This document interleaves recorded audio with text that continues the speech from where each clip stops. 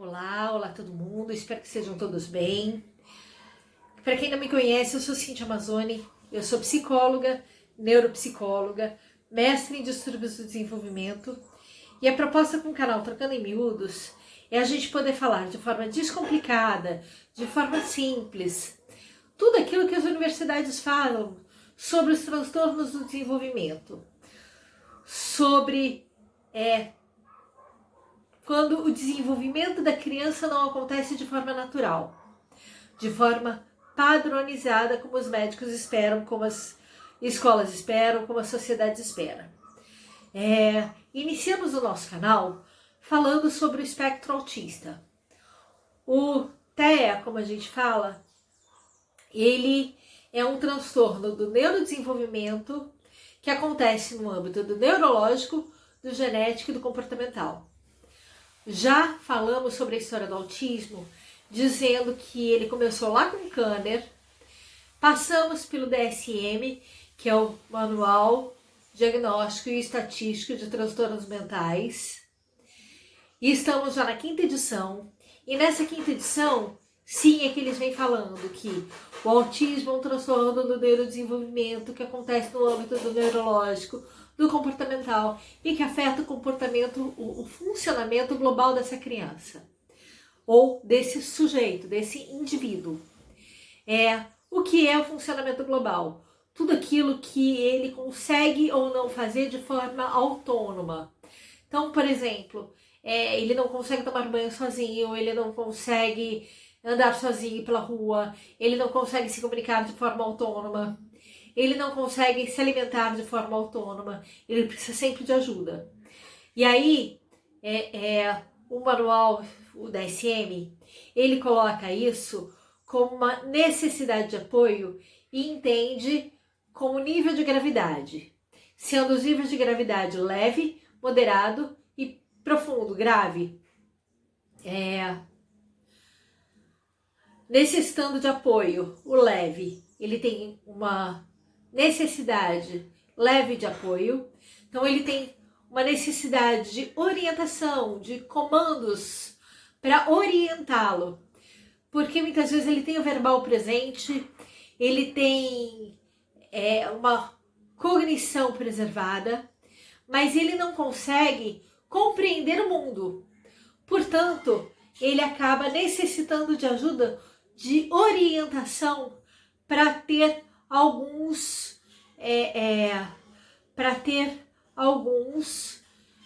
funcionamentos modificados, para ter algumas compreensões melhores do mundo.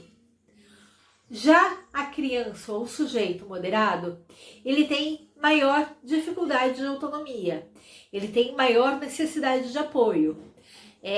Então, esse moderado, muitas vezes, ele não tem o verbal presente, ele não tem, muitas vezes, uma autonomia em muitas situações, porém, ele tem autonomia em outras situações. Por exemplo, ele tem autonomia em se alimentar, ele tem autonomia em se vestir, mas ele precisa de orientação, como, por exemplo, orientação se está frio ou se está calor, orientação se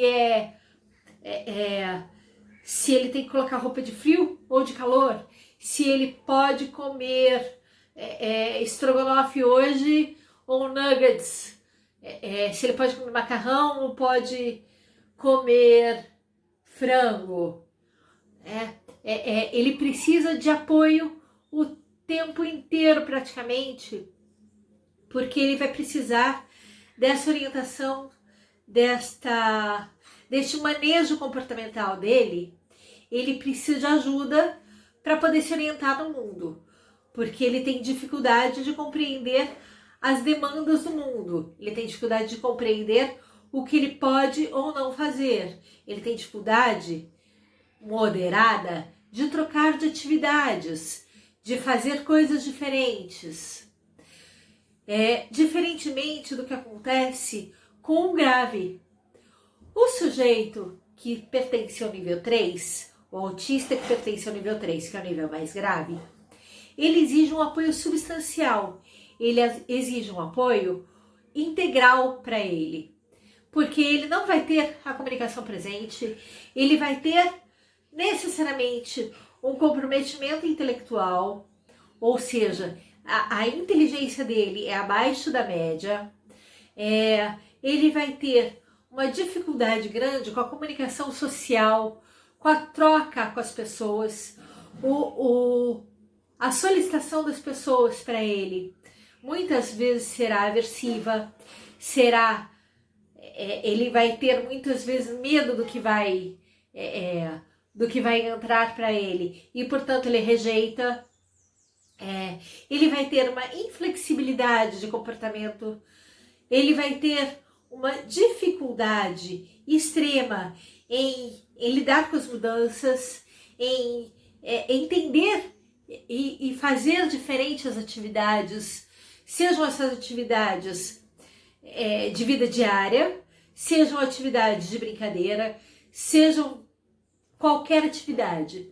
Então, na medida em que ele tem essa inflexibilidade de comportamento, ele vai ter dificuldade em trocar a brincadeira, ele vai ter dificuldade em comer outras coisas, ele vai ter dificuldade de aceitar uma solicitação externa, ele vai ter dificuldade em compreender as mudanças, muitas vezes até de temperatura, de rotina, eles têm extrema dificuldade de lidar com essas mudanças, de entender essas mudanças, porque para eles essas mudanças provocam um abalo emocional muito grande.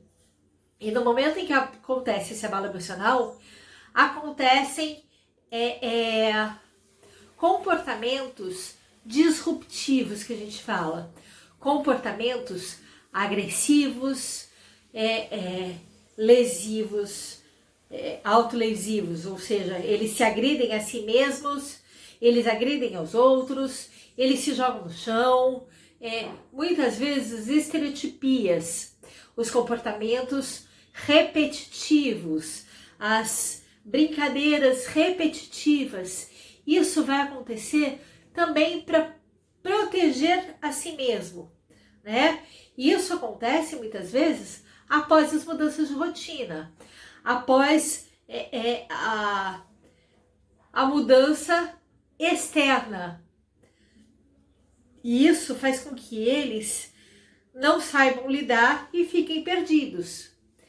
Portanto, é necessário muitas vezes a gente, como terapeuta, como pais, como professores, ir introduzindo aos poucos mudanças nessa rotina.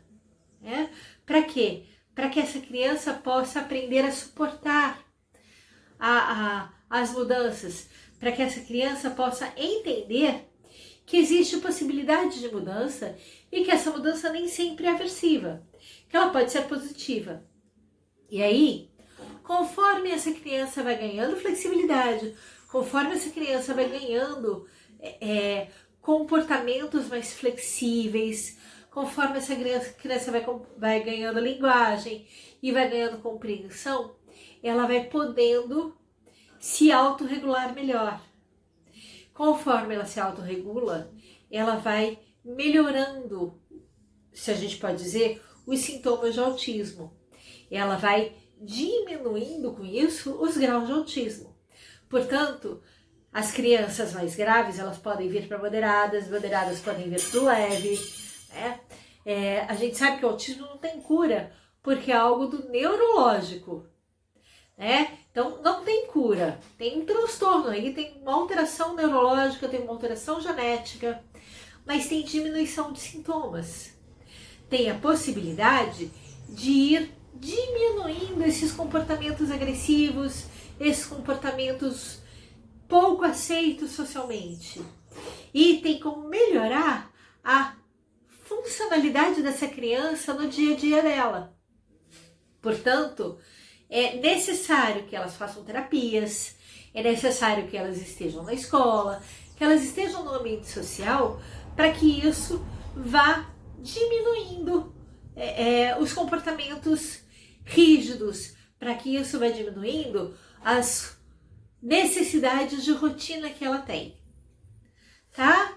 Bom, acho que era isso que eu precisava dizer para vocês hoje. Espero que vocês tenham gostado. Se vocês gostaram, compartilhem, curtam o canal, se inscrevam. E eu espero vocês aqui semana que vem para a gente falar sobre a clínica do autismo. Como que a gente identifica, o que acontece com as crianças, que comportamentos elas apresentam para a gente poder perceber ou não que elas têm alguma coisa do espectro, que elas mostram para a gente desde pequenininha, desde muito cedo, que é possível identificar o espectro nelas. Ok? Então eu espero vocês aqui semana que vem. Até mais!